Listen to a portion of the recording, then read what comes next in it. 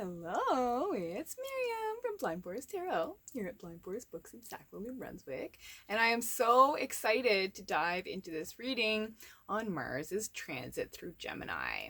So Mars is the planet of anger, frustration, but also drive and passion. And Gemini is the sign that rules the third house of communication, of relation. It's the sign represented by the butterfly, the rainbow, the full spectrum of like the human experience. Now, Gemini tends to get a bad rap for being two-faced, but that is the multifacetedness of having so much going on in the Gemini mind. Mercury is Gemini's ruler. And the Mars in Gemini is the energy that rules the Nine of Swords card. So this transit definitely promises to be a humongous collective wake-up call. And the cut cards really affirm that, but they're amazing. This is an amazing reading. We start with Crystal Skull Wisdom, Clarity, Divine Healing, and high vibrational energy. So this transit could be very weird, but you're asked to keep it as high vibe as possible by realizing that number 8, Chiron, healing. This is going to be a time for really being able to rip the band-aid off those old wounds so they can heal for good, so you can truly learn from your past experiences, thus affecting a very cool door to fresh possibility being opened. And the final cut card is the Empress. And I love that she's a multifaceted gem mirror. This is going to allow such deep self-reflection for you to really turn towards what you actually want to be nurturing, what you actually want to be creating in your life.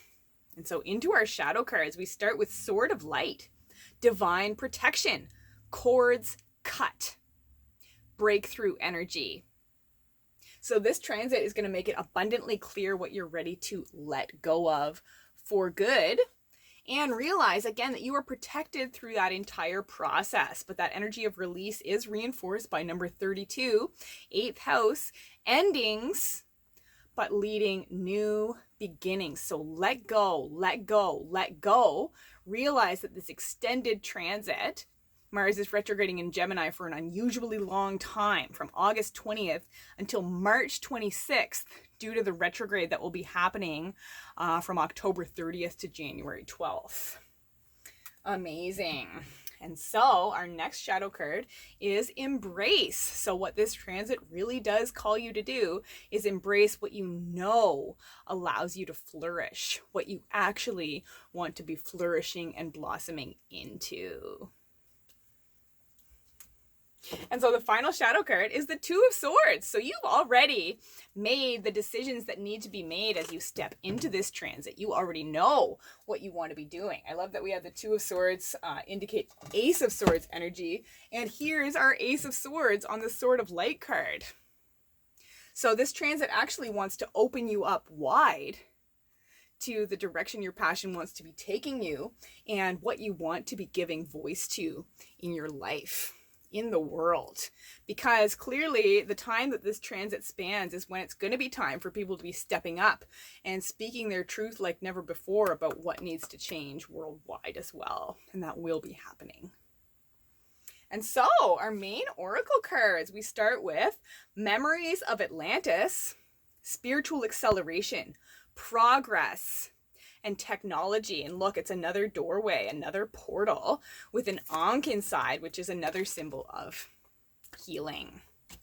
Amazing. And so our next card is number 2, Moon, Soul. So it will be a deep dive into your emotions and realizing what balances your emotional process. It will give you a full picture of your personal cycles, and it could be a huge return to being able to embrace more natural cycles, like the 28-day cycle that accommodates the highs and lows that we all experience, but are generally forced to just tough through, where we live in a masculine society that expects us to live by the solar cycle, the 24-hour day, where we're expected to get it all done at once. No. our next oracle card is Creatrix. What a beautiful follow-up to the Empress Shadow card. And look at you expanding into, again, exactly what you want to be creating, exactly what delivers you from darkness, exactly what your third eye and the downloads you've been receiving through your crown chakra have been telling you that you want to be emanating out into the world. And so the cards were so talkative. The main energy surrounding this transit starts with the Page of Swords. So this will be a gigantic learning process of testing out these new tools you've gained to support yourself, specifically in the department of routine, of the boring stuff that keeps your world turning. The reason I've been so on the ball lately is because every single day I get up and do my Kundalini practice. So you're ready to lean into the routines that ground you like never before, as well as releasing your judgments of yourself and others through diving headfirst into your passion, literally into your creativity. Judgment reverse points back at the Sun card. So allowing your creative gifts to accelerate and flourish and lead the way forward. So what will be the main challenges of Mars's transit through Gemini? And we start with the Star reversed. So there could be some very sort of rock bottom tower moments that you will be asked to maintain that high vibrational energy, to rise above, to realize that there is hope. You will be challenged to remember that. You will be challenged not to let the overwhelm swamp you, to do what you can to stay on the ball. And the way that you can do that is staying focused on the big dream. The Seven of Cups reverse points back at Six of Cups energy, which is, the dreams you've always held for yourself. And this transit is going to be throwing the door wide open for you to access those like never before. And the third challenge will be remembering that you're exactly where you need to be in the process. This is only the beginning of stepping into your larger vision like never before. You're still where you're needed. And the energy will slowly allow that to fall away. The universe is helping you at this time to make the transitions that need to be made to get you to where you actually want to be. And so, yes, how can you see both sides of what comes up during this transit and transmute it into drive and energy and passion? And it's the King of Wands reversed, pointing back to Queen of Wands energy. Amazing. So this will be a time of nurturing your mastery, realizing that it's okay that you're not there yet. This is like only sort of the beginning. You've been at this for a while, but the real key will be remembering what keeps your personal batteries charged. This will be very helpful in showing you in roundabout ways how you need to be changing, rearranging, feng shuiing your life to better support where you actually want to be, what actually allows you to shine through your creative strengths. And so what's our best advice moving forward through this transit? And we start with the Nine of Cups reversed, so it will very clearly show you what you don't want, what you are not into manifesting or pouring your emotional energy into anymore. This is pointing back at Eight of Cups energy, the energy of leaving behind what overwhelms you. And heeding, listening to your vocational calling, because it's going to be at you louder than ever before.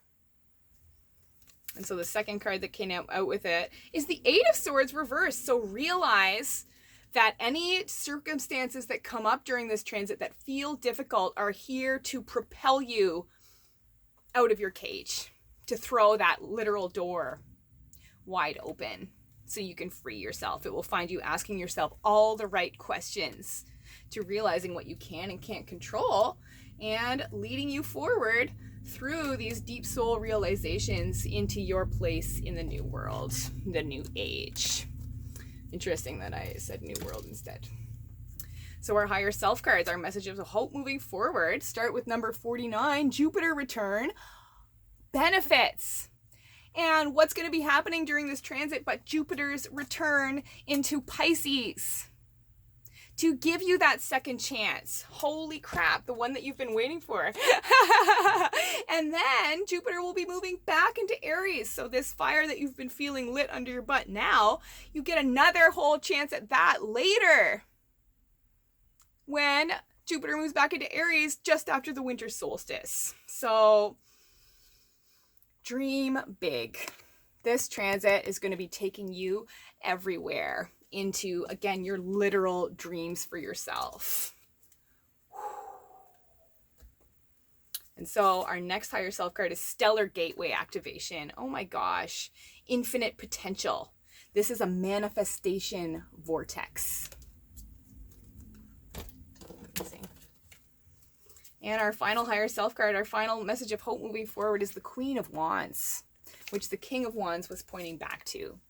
So re-emphasis on you being exactly where you need to be in the process. You're learning so much about your own energy. The Queen of Wands is Aries energy. So you're learning so much under this transit about exactly the new trail of self-realization, of passion that you're ready to be blazing in your life. I am so excited for everybody. I'm excited for this transit. It's actually happening in my 8th house, so I'm like interested to see what humongous passion-related transformations are going to be happening for me. And yeah, if you're in need of personal support and guidance about the new trail you're ready to be blazing in your life, check out my Etsy shop. It'll be linked below. All my readings focus on uplifting you, empowering you, and helping you step into your life purpose like never before. So also remember to like, subscribe, comment if the reading resonates, follow me on Facebook and Instagram. And yeah, that's it for this time. Happy Mars and Gemini transit. Until next time, keep your hearts open, keep your eyes on the skies, and I'll talk to you soon. Bye-bye.